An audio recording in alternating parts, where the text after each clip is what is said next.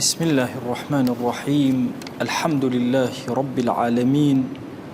والصلاة والسلام على خير خلق الله محمد وعلى آله وأصحابه الكرام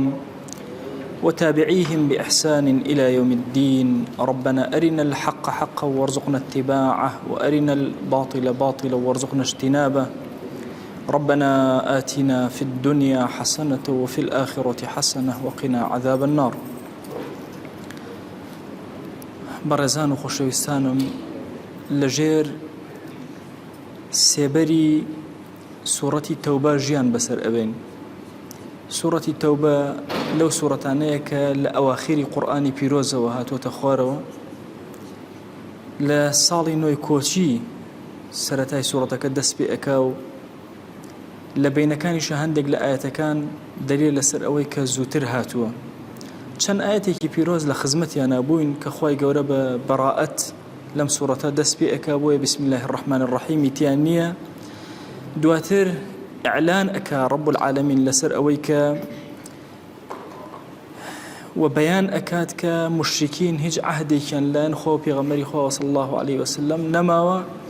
و کاتێ عەهدیان نامێنێ ڕاستەوخۆ جەنگیان لەگەڵان ناکرێ، بەڵکو مۆڵەتیان ئەدرێتێ 4 مانگ وی بۆ خۆیان بەسەر زەویە بگەڕێن، سەیری سەرزەویکن یان خۆیان کۆکەنەوە بۆ جەنگ و ئەگەر ویسیان جەنگکەن لەگەڵ مسلمانانە کوتوپڕ مسلمانان پەلامەریان نادەن، ڕێگەیان بۆ ئەکەنەوە بە خۆیان بۆ خۆیان بە مەیلی خۆیان دەستی خۆیان بکەنەوە، خۆیان حازرکەن، اینجا مسلمانان هێرش ئەکەنە سەریان. ئەوانەی کە عەهدیان هەیە هەتاوەکو مودەتێک تا مودەتەکە بە مەرجێ هەڵیان نەوەشان بێتەوە عەهدەکەیان تا مودەکە بڕەک. ئەوانەی کە عەهدێکیان هەیە و هیچ خراپەکاریان کرد و هەڵیان وەشانوەتەوە، ئەوانە بەعینەن 4 مانگ مۆڵەتیان ئەدرێ، یانە هیچ عەهدیان نییە هەر 4 مانگ مۆڵەتیان ئەدرێ، هەتاوەکو دوای ئەم 4 مانگە اینجا بڕیاراتیان لەسەر دەرئەکرێ. و دیقەت ئەدەی ئاەتە پیرۆزەکان لەم 4 مانگەیە دەرگای تەوبەیان بۆ ئەکاتەوە، چونکە هەدەف لە قیتالی ئیسلامیە و جەنگی ئیسلامیە بریتینە لە کوشتنی خەڵک، هەدەف ئیمانداری خەڵکە. بۆیە لە چەندین لەم ئاەتانە باسی دەرگای تەوبە ئەکاتەوە و محاولە لە رب العالمینەوە یا ئیشارە لە رب العالمینەوە بڵێن جوانترە بۆی ئەم عەبدانە بگەڕێنەوە و هەڕەشەشیان لێ ئەکا ئاگاتان لێبێ ئێوە ناتوانن دەسەڵاتی خواتان نییە جەل جەلالوه، و هەوڵ لە ئاەتەکانە هەیە بۆی ئەمانە ئیمان بهێنن. اینجا ئەفەرمێ ئەگەر ئەشهوری حەرام تەواو بوو، اینجا قیتالی مشرکین دەست پێ ئەک. تەسەوورکەن ئەمڕۆ دەرگایەکی ترین نعمەت و خەیرەکات، بۆیە عەرزانەکەم هەدەف ئایا لە جەنگی مسلمانانە کوشتنی خەڵکە یانە هیدایەتی خەڵک. بیرکەرەوە ئەگەر کەسێک عەهدی لەگەڵ مسلمانانە هەبێ، عەهدەکە مودەی تەواو بوو، مسلمانان هیچ دەسەڵاتیشیان بەسەریان نەبوو، یان هەر عەهدی نەبوو، مشرکێکی وا کە عەهدی نەبوو، کافرێک هەر عەهدی لەگەڵ مسلمانانە نەبوو، دوور بوو لە مسلمان هیچ دەسەڵاتیان نەبوو بەسەریان. ئەگەر ئەم کافرە لە دوای ئەوەی ئەشهوری حەرام تەواو بووە، لە دوایەوە عەهد و پەیمان نەماوە، ئیعلان کراوە، ئەگەر یەکێک لەم مشریکانە لەو پەڕی عیزەتی خۆیان و دەسەڵاتی خۆیان وتی ئەمەوێ بێم گوێ لە قورئان بگرم، ئایا مسلمانان لەم کاتا چ بڕیارێک ئەدەن؟ و کۆتا بڕیار دەرچووە کە مەسەلەی قیتال و جەنگ. ئەفەرمێ وئین ئەحەد من المشرکین استەجارەکە فەئەجیره حەتى يسمع كلام الله. ئەگەر یەکێک لە مشرکین ئیستیجارەی بە تۆ کرد، وتی پەنام بدە، داڵدەم بدە، هەتاوەکو گوێم لە کەلامی خوا بێ، تۆ ئەبێت داڵدەی بدەی، واجبە لەسەر یە بە مەیلی خۆی بە دەوڵەتی مسلمانە ئەگەڕێ، گوێی لە قورئانە بێ، دوایی خوا ئەمرمان پێ ئەکا، دوای ئەمە وەڵا ئەوە ئیجارەمان داوە بیکوژین و خیانەتی لەکەن، شتیوانیە لای مسلمان، ثم ئەبلیغه مەئمەنەه، با دوژمنە بێ، با محارب بێ، با شەڕکەر بێ لەگەڵ تا، ئەیبێتەوە شوێنی خۆی، شوێنی مەئمەنی خۆی، لەکوێ زۆر ئەمینە و ئیتر ترسی نامێنێ، حتا ئەوێ ئەبێتەوە. سەیری ئەم قاعدەیەکە کە رب العالمین لەم ئاەتە بۆمان دائەڕێژێ کە نەحاز ئەفەرمێ ئەم قاعدە ئیلاهیە هەتا ڕۆژی قیامەت بۆ مسلمانان تەواو. استیجارە لەناو مسلمانانە دەرگایەکی زۆر گەورەیە کرایەوە. با بچینەوە بۆ تائیف بۆ خزمەت پێغەمبەری خوا صلی الله عليه وسلم. تەشریفی مبارەکی لە مەککە چووە دەرەوە، ویستی بڕۆ ئەم پەیامەشینە بگەێنە بە زۆر شوێن چووە تائیف و بەردباران کراوە هاتەوە ناو مەکە ماڵ لە خانەخوێ حرام کراوە هاتەوە نەیتوانی بچێتەوە ناو شارەکەی خۆی ئللا هات کەسێک داڵدەیدا مطعمی کوڕی عەدی داڵدەی پێغەمبەری خوایدا صلی الله عليه وسلم بە خۆی و کوڕەکانیەوە هەتا خۆشەویستمان جارێک تر توانی بچێتەوە ناو مەکە ئەگەرە نەیانێ هێشت بچێتەوە ناو مەکە ئەم داڵدەدانە لە ئومەتی ئیسلامیە بابەتێکی زۆر گەورەیە ئایا بەس خەلیفەی موسڵمانان ئەتوانێت داڵدەی خەڵک بە ناوەڵڵا هەموو موسڵمانێک لەم گۆی زەویەیە ئەتوانێت داڵدە بدە بەمەرجێ خەلیفەی موسڵمان بڕیاری نەدابێ مەسەرەن بڵێ فڵان کەس داڵدە نادرێ ئێتە کەس نابێت داڵدەی بدە بەڵام ئەگەر ئەو کەسە مشریکە ئەو کەسە کافرە لەوانە نەبوو حتا ئەئیمەی کوفریش بوو مەسئولێکی زۆر گەورە بوو دەسەڵاتدار بوو لەناو کافرانە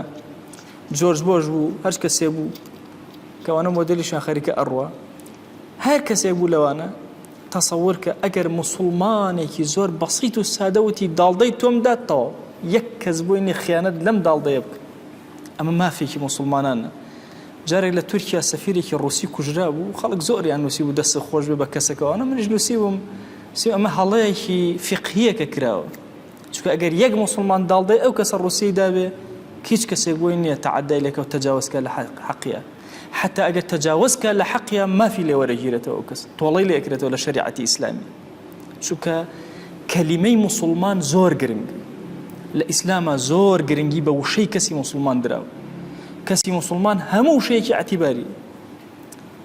تەسەوورکەن لە فقهی ئیسلامیە لە مەذهبی ئەحنافە ئەڵێ ئەگەر مناڵێکی موسڵمانان مناڵێک هێشتا باڵغ نەبووە شێتێک لەناو موسڵمانانە داڵدەی کەسێکیە کەس بۆی نێ داڵدەی ئەو شێتە بشکێنێ سبحان الله داڵدەی ئەو مناڵە کەس بۆی نێ بشکێنێ ئەگەر ئافرەتێکی موسڵمان لە هەر کوێی زەویە داڵدەی کافرێکیدا کەس بۆی نێ تەجاوزکە لە حەقی ئەو کافرە ئیتر ئەو کافرە لە مەئمەنایە پارێزراوە حتا ئەگاتەوە شوێنی خۆی ئیتر داڵدەی مانگێکیدا داڵدەی ساڵێکیدا داڵدەیەکی بێ ئەندازیدا هەتاوەکو بە مەیلی خۆی گوێ بگرێ و گەیانەوە شوێنی خۆی هەتا ئەو لەحزەی ئەچێتەوە و شوێنی خۆی و ئەمینە بێ و دەسەداتەوە چێکی خۆی کەس بۆی نیە خیانەتی لێ بکە ئەمە دەرگایەکی زۆر گەورەیە موسڵمان نابێت لەسەر خیانەت پەروەردە ببێ ئەبەدەن کەسی موسڵمان قەت فێڵ لە بەرامبەرەکەی ناکە ضروریش نیە فێڵی لێ بکە هەموو شتەکانی سەریح ئاشکرا کاری خۆی جێبەجێکە فێڵبازی و خیانەت و فێڵ لە بەرامبەرەکەت کە بیکوژە ئەوانە نییە لە شەریعەتە با دوژمنیشتە لەگەڵ دوژمنیشتە سەرڕاستانە ئەجوڵیت ئەمە صفەتی کەسی ئیماندارە ڕەحمەتی خوا لە شێخی شەعراوی بێ ئەڵێ باشە مناڵ بۆ داڵدەکەی ئەخوا آخر مناڵ خۆ هیچ تەکلیفێکی لەسەر نییە لەوەتی عەقڵی تەمیزیشی نەبێ ئەفەرمێ لە شەریعەتی ئیسلامیە وەکو ئەمڕۆز بیر مەکەنەوە وەکو ئەمڕۆ حی تەسەوور کە گەنجێکمان وشەی مڕاهق طبعاً یەکێکە لە وشانەی کە کافران و بێدینان دایانناوە کە مەبەسم وشەکە نییە مەفهومی وشەکە کە گەنجێک ئەگاتە 7 ساڵ ئەگاتە 18 ساڵ ئەگاتە 20 ساڵ هەر لە مڕاهقە کورە لێگەڕ ئەڵێن هەرزەکارە لە ئومەتی ئیسلامیە مافی مناڵ زۆر بەهێزە یعنی مناڵ پێش ئەوەی لەدایک بێ شەریعەت بەرنامەی بۆ داناوە ئەبێ ئەم باوکە بزانێت چی هەڵەبژێرێ دوای ئەوەی لە سکی دایکیاتی مافیە یەک کۆمەڵ مافیە دوای ئەوەی لە دایکە بێ کۆمەڵە مافیە بۆیە ئاعتیباری وشەی مناڵێک لە مەسەلەی ئیستیجارەیە کراوە لە شەریعەتی ئیسلامی کە ئەو بابەتێکی زۆر گەورەیە یانیسان دیراسەی مافەکانی مناڵ لە ئیسلامە بۆچی ئەمە چونکە مناڵ کەسایەتی خۆی حسابی بۆ ئەکرێ بیرکەنەوە لە شەریعەتی ئیسلامی ئەوانەی لە 7 ساڵە قورئانیان لەبەر کردووە و لە 6 ساڵە لەبەر ئەزان چەند زۆرن هەر ئیمامێکی گەورە لەو ئیمامانە ئەبینی سبحان الله سیرەکەی لە عمرێکی بچووکە هەموو قورئانی لەبەر کردووە خزمەتکارێکی گەورەی دین هەر لەوە دەستی پێ کرد کاتە سێری مەیدانی جیهاد و مەیدانی قارەمانەتی ئەەکەی ئەو لاوانەی کە قارەمانەتیان کرد بۆ ئەم دینە هەمویان لاو و گەنج بوون لە زەمن و عمرێکی کەمە يعني بيركروا 12 سال 13 سال أصحاب رسول الله صلى الله عليه وسلم كإيمان هنا لهم مكة أوهم عذابيان تشتوا قبوليان كرد 13 سال و 14 سال و 15 سال بون اما زور كدوا تصوركين قالن أو هيچی پێ نابڕێ هیچی پێ ناکرێ هێزی ئیسلام لە گەنجەکانی ئەیەتی بۆیە ئەگەر مناڵێکی ئومەتی ئیسلامی ئیجارەی کەسێکی کافری دا واجبە هەموو مسلمانان لەسەر زەویە ئەو کەلیمەی ئەو مناڵە بپارێزن. جا بزانە مناڵ لە ئیسلامە چۆن قووەتی ئەدرێتێ، بەرز ئەکرێتەوە، هێزەکەی ئەدرێتێ. وەڵا ئەوە چەند قسەی کردەوە مناڵە گوێمە دەرێ ئێهمالی کە بەو کەیفیەتە نییە. لە شریعەتە حیساب بۆ ئەم کەلیمەی مناڵە کراوە. حتا شێتێک سبحان الله شێتێک لە مەزهەبی ئەحناف ئاڵێت خوا هیچی لەسەردا نەناوە، کەچی لە مەسەلەی داڵدەدا ناگەر داڵدەی کافرێکیدا لێ قبوڵەکرێ. ئاشا شێتێک چی ئەفامێ لەوەی کە داڵدە بدا یا داڵدە نەدا، بەڵام کەلیمەی شێتێکی مسلمان ئاعتیباری بۆ ئەکرێ. چونکە لە شریعەتە ئێمە بە شێت ناڵێن عقلی تێک چووە، ئەڵێن زیهنی تێک چووە. ئەگەنا زۆر شێتمان هەن عاقڵن. مامۆسای خاڵ لە کتێبی ناڵەی دەروونە مەقالەیەکی هەیە بە ناوی شێتی ژیران و ژیری شێتان. زۆر کات کەسێکێ بە حساب ژیرە کردەوەکانی هی شێتن، چەند کەس هەیە شێتە کردەوەکانی هی ژیرن. بۆیە لە صفەت الصفوا ابن الجوزی شتێکی هێنا وجد المەجانین، ئەو کەسانەی کە شێتن هەندێک تایبەتمەندی خۆیان هەبوو، هەندێک کەلیماتیان و تۆ زۆر گەورە بۆ کەلیماتەکە لە ڕووی معناوە، لە ڕووی عەقڵدارێتیەوە زۆر گەورن. بۆیە ئەمانە خاوەنی عەقڵن. ئیسلام اعتیبار بە عەقڵەکەیان ئەکا، زیهنیان مشەوەش بۆ تێک چوو. کە زۆرێک لە عولەمای ئومەتی ئیسلامی پێیان وایە کە عەقڵ لە دڵی ئینسانایە نەک لە مێشکە، ئەمە زیهنە کۆکراوەی خەزێنەکانە. بۆیە خوای گەورە کاتێک کە تەوجیهی کافرانەکە کە مخاطبەی عەقڵیانەکە فەرمێ ئەم عەلا قولوب ئەقفالوها، ئایا دڵەکانیان قوفڵ بووە، عەقڵیان لێرەیە کە کار ناکە. ئەلێرەوە ئێمە ئەزانین شتێکمان هەیە بە ناوی ئیستیجارە، بە ناوی ئیجارە. ئەویش ئەوەیە کەسێکی مشریک تەڵەب ئەکات. أصلي أم آية بيروزج وإن أحد من المشركين استجارك فأجره حتى يسمع كلام الله. أصل إجارة لشريعة إسلامية استجارة بو أحد بيشكوتو. طبعا خوي دائما إن لزمان عربية تتسر شيء سر فعل، ليرة تتسر اسم فعلك مقدر لوياها. علماء فرمون بويا النفركي خصوة بيشوا لبر أوي يكم جار جويد لأبي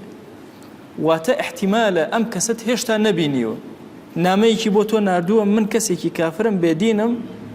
یان بە نەکفرێکە خەبەری بۆ ناردووی خۆی نەهاتوە نەوێراوە کاکە ئەمەیە فڵان کەس تۆ ئیستیجارەم بکە، تەڵەبی ئەوە درێ ئەەکەم کە من ئەجیری تۆ بم لەژێر دەسەڵاتی تۆیە بم تاوەکو ئێمە نەو دەوڵەتی ئیسلامی. تۆی مسلمان بۆت هەیە. ئەگەر تەشبیه نەبێ ئەمڕۆ لە دووەلی عالەمە دەعوەتنامە هەیە ئەینێرن، ئیقامە هەیە ئەیدەن. ئەم دەعوەتنامانە ئایا دەوڵەت ئەبێ موافقەی لەسەر بکە ئەوانە یا هەموو فەردێکی مسلمان بۆی هەیە لە دەوڵەتی مسلمانی حەدیثە کە لەمە دوایش بێت ئللا ئەم قاعدەیە تەنفیز ئەبێت، چونکە ئەمە ئەمرێکە تا ڕۆژی دیە هەموو کەسێکی مسلمان لە ناو چوارچێوەی دەوڵەتی ئیسلامیە بۆی هەیە هەر کەسێک لە خارجی دەوڵەتی ئیسلامی دعوت کە و بانکێشکە و بانگی بکە. ئەفەرمێ ثم أبلغه مأمنه وإن أحد من المشركين استجارك فأجره حتى يسمع كلام الله بهن حتى بميل خوي جويل شريعة بي أجاتيا. ثم أبلغه مأمنه، مأمن يعني شويني أماني أو لكوا أمينة لكوا زور أسودة لكوا هيش ترسيكي تر خوي نتوتونا وكافران حتى أبي ببرو هيش كسيكي جنابه ظلم لم كسبكات يان تجاوز لحق لما في أم كسبك. ذلك بأنهم قوم لا يعلمون. چونکە ئەوانە گەلێکن نازانن لە شریعەت و تێنەگەشتن لە ڕۆحی ئەم شریعەتە، چونکە ئەگەر تێبگەن زۆر زەحمەت ئەتوان واز لەم شریعەتە بێن، تون ئەوانیش وەکو ئێوە دەستی پێوە ئەگرن. بیرکەنەوە لە کۆتا هێزی مسلمانانە کە خوا پێشتر ئەمری پێکردوون، ئیتر مشرکینی ناو عەرەب کۆتایی پێهاتووە، یا سجن یان چواردەوریان ئەگیرەیە کوشتن، مەجالی تریان نییە. هێشتا لە دوایەوە دەرگایەکی تریان بۆ ئەکاتەوە بابێن گوێ بگرن لە قورئان، بابێن فێر ببن، ئیجارەیان بکەن ئەی مسلمانان حتا وەکو ئەو لەحظەی گوێیان لە کەلامی خوا بێ زۆر پیاوانە و مەردانەوە بەبێ خیانەت بیان بەرەوە شوێنی خۆیان، هەتا وەکو ئەو کاتەی کە لە شوێنی خۆیانەوە ئیتر بڕیار ئەدەن بە ئیمان و عەدەم ئیمان. هەندێک لە عولەما فەرموویانە ئەم کەسە کە هاتە ناو دەوڵەتی مسلمانان لە دوو حاڵەت بەدەر نییە، یا ئیمانە هێنێ ئیعلانی ئیمانداری خۆی ئەکات و ئیقامە ئەدرێت تەواو، یان ئیمان ناهێنێ هەر لەسەر سەرسەختی و کە لە ڕەقی و کافرەتی خۆی ئەمێنێتەوە. بی بەرەو شوێنی ئەمانەتی خۆی اینجا ئەو کاتە بۆ جاری دووەم ئەگەر هاتەوە بەردەست ممکنە ئەسیر کرێ یا ممکنە بکوژێ یا ممکنە حەسر کرێ لە ئێستەیە کە خاوەنی شەوکەت و عیزەتی خۆیەتی با کاری خۆی جێبەجێ اینجا لێرە ڕەب العالەمین یاسایەکمان بۆ دائەڕێژێ هەتا ڕۆژی قیامەت ئەو هەیە أفرمي كيف يكون للمشركين عهد عند الله وعند رسوله إلا الذين عاهدتم عند المسجد الحرام كل مشركين وبيدينان بهي شوازة عهدي خوبي غمري خواه صلى الله عليه وسلم نابارز قد أو أحد نابارز بدرجاي ميجوي إسلامي كعهد بيمان لغل كافران أكبر بحياتي مسلمان هلينا وشانوتو إلا كافر بيدين هلي وشانوتو كيف يكون للمشركين عهد عند الله وعند رسوله بلام إلا الذين عاهدتم عند المسجد الحرام سبحان الله قاعدەیەکی زۆر عامی بۆ ئێمە داڕێژاوە مشریک بە هیچ شێوازێ عەهد و پەیمانی نییە ئەی موسڵمان هوشیار بن درۆ ئەکەن ئەگەر عەهد و پەیمانیان دا بەڵام لێرەشە ئینساف احتیمالە لەناو کافرانە چەند دانەیەک هەبن یان چەند قەومێکی کەم هەبن عادەکان و پارێزن بۆیە ڕەب العالەمین جیان ئەکاتەوە أفرمي إلا الذين عاهدتم عند المسجد الحرام إلا أو كما نبي كلا بناي مسجد الحرام لنا مشركين إيوة عهد بيمانتان لقلا كرنو نشيان شكان فما استقاموا فاستقيموا لهم حتى بردوان بالنسر أو بيمان نشكانية نكن إيوة بيمان كان المشكين لين قرن أأم الدليل لسر أوي أو كافري بمطلقي عهد بيماني لقل مسلمانانا كردوا لدواي شوار ما كعهد بيمانكين نوش هل نوشاوته ما دام خوي هل نوشان بيته هر دوامي هبون إن الله يحب المتقين أي إيمان دارا نكن عهد بيمان هل بوشان نوا هل نوشان نوي عهد بيمان نشاني تقوى نشاني خواناسية نشاني ديندارية توي إيمان دار مكلفي بوي حتى لقل كافر بيدينا عهد بيمان بهي شوازك نشكين كام كافر بيدين ومشركة أوان شون عهد بيمان أكن آية أوان حسابي بو عهد بيمان أكن إيه نايكن بلام توي مسلمان واجبة لسر بيك توي مسلمان أبي حسابه عهد بيمان أبك يعني بيننا بيشاوي خوتان في غمري خواه صلى الله عليه وآله وسلم يعني لصلح حديبية يعني مسلمانان حتى إمام عمر على أي هاور أم دنية أم كمية بو قبول كين هر كسيكي مسلمان هات الناو مسلمان بو لما كور راي كربو مدينة أبي مسلمانان تسليمي بكنوا خمس شرطي زور قرصة وهر كسيك لمدينة وكافر بو روشتا أوان نايجرنا أما هيج برابريتي تيانية أقر بيان أوان هي أوان بيجر أوان هي أوان بيجر هشتا مجالك أو بري أوية يعني صلحك قرارك زور ضعيفة زور لاوازة تو لبرانبرا صاحبي هيزي أم نزميت قبول كردو طبعا علماء علن بويا لصلح حديبية في غمري خواه صلى الله عليه وسلم هيج برياريكي جنجي ندا وأمي قبول كرد شوكا هتا أو لحظة مسلمان وكافر لنا ومكة جيانبو نتزاني احتمال بلاماري مكة بدي چند مسلمان يتياب لجيرة وبدزية ومسلمان وبي كسبي نزاني بويا أفرمي أم عهد بيمانه كاتي في غمري خواه صلى الله عليه وسلم لصلح حديبية بستي يعني هاولان زور بيان زحمت بو زور دواتر ورده مسلمانان بويان دركوت كاتي كمشركين عهدكين شكان لقل بني خزاعية هلا ماريان داك عهديان لقل في غمري خواه أبو صلى الله عليه وسلم عهدك هل وشايو يتر في غمري خواه صلى الله عليه وسلم خوي آما ذكرت بو بلا مرداني قريش وبو بلا مرداني مكة أم عهد باراستنا كإيمان داران دوجار سبحان الله علماء فرمون أما استفهامي استنكارية كيف يكون للمشركين عهد شون عهديان هي يعني عهديان نية أبد ويبقى استفهام برسيارة بلان برسيارة إنكارية برسيارة إنكارية شونا بكسيك علي أريتو باوكنية أم برسيارة كأكي أم برسيار نية لحقيقة إنكارة يعني شي يعني باوكد نية بويا بو شوازة حالته بنمونة يان كسيك أبيني مثلا بأدبيك أكاتو أوانا علي تو الدنيات نبيني وبرسيار ما بزوني برسيار لك والله تو الدنيا نبيني وش بالله والله بيني وما ما بس استفهام استنكار إنكاري أم كاريك يعني أم كارت زور غلط إما إيمان دار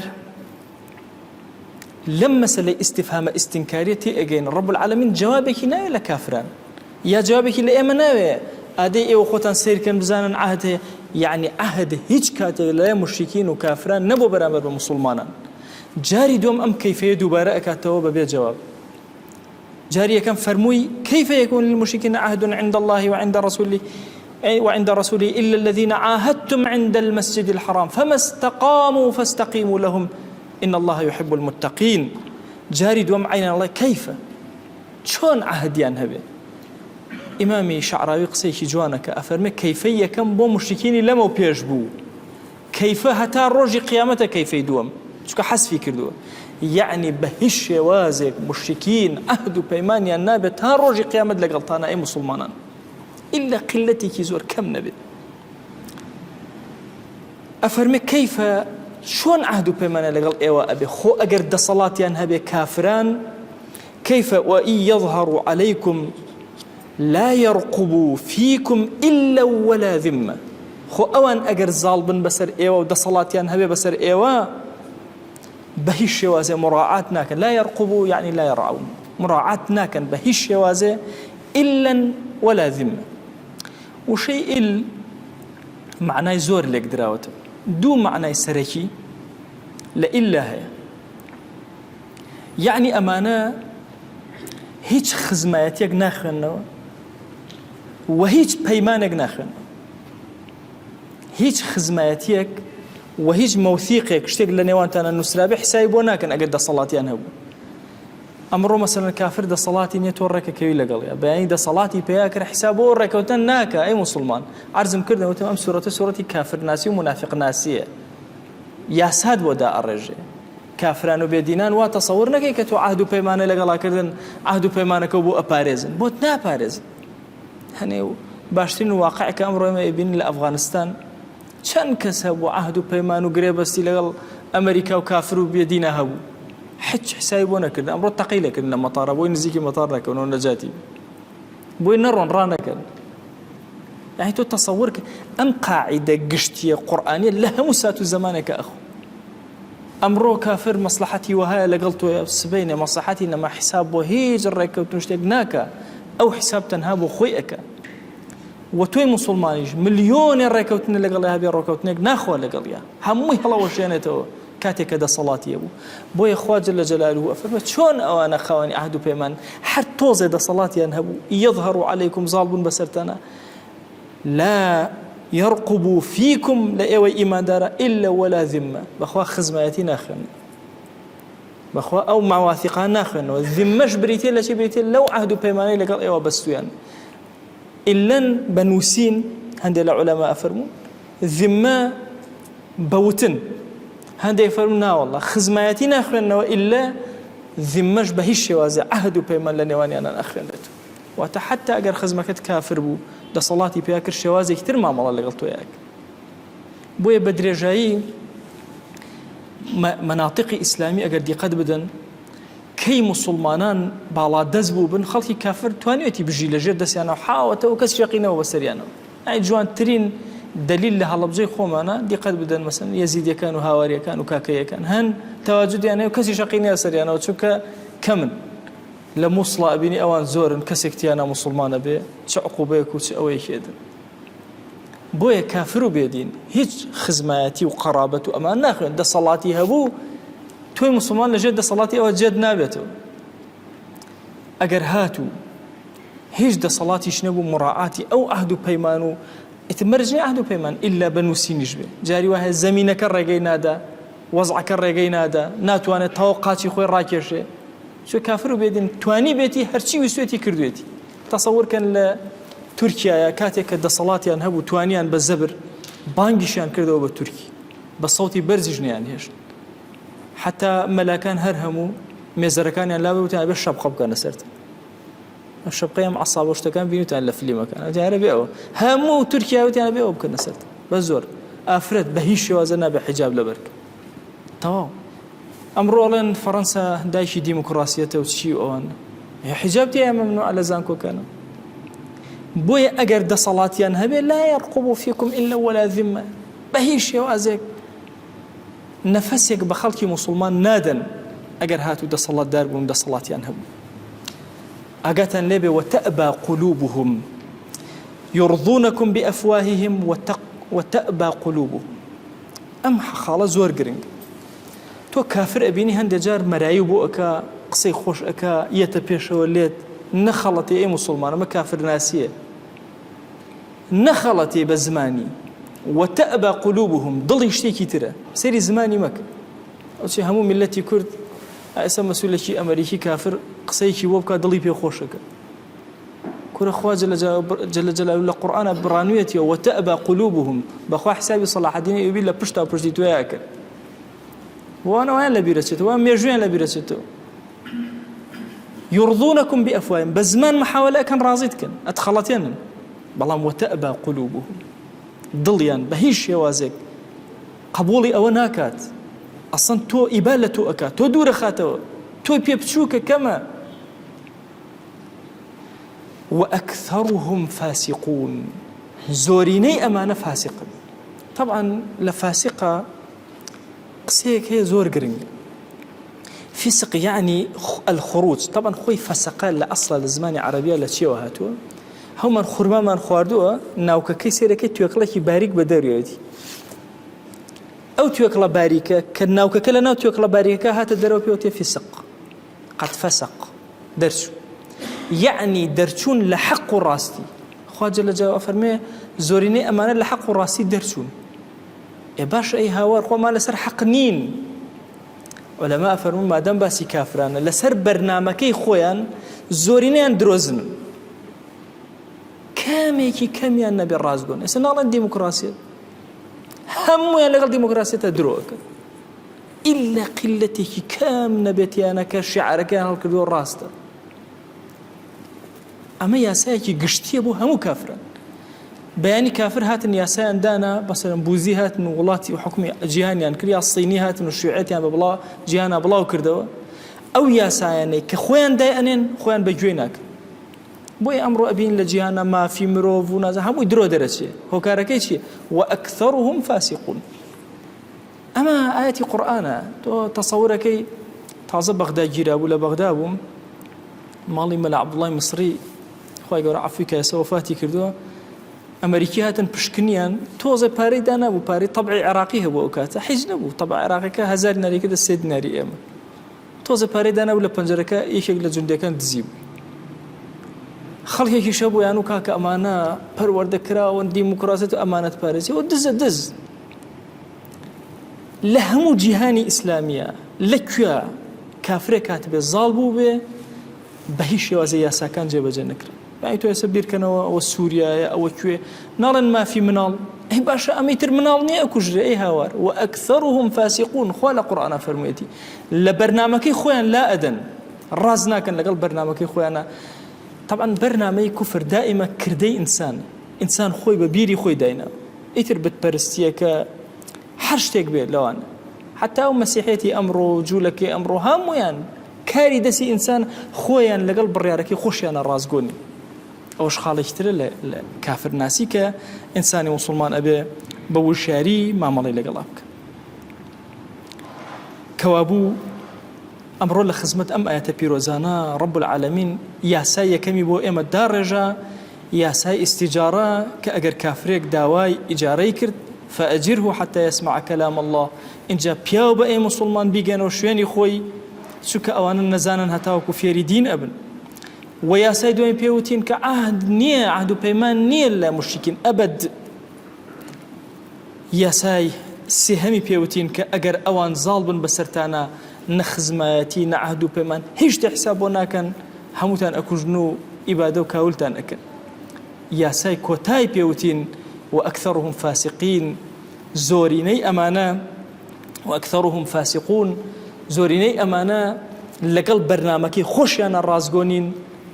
ئەو بەرنامەی کە خۆشیان بە حسابدایان ڕێژاوە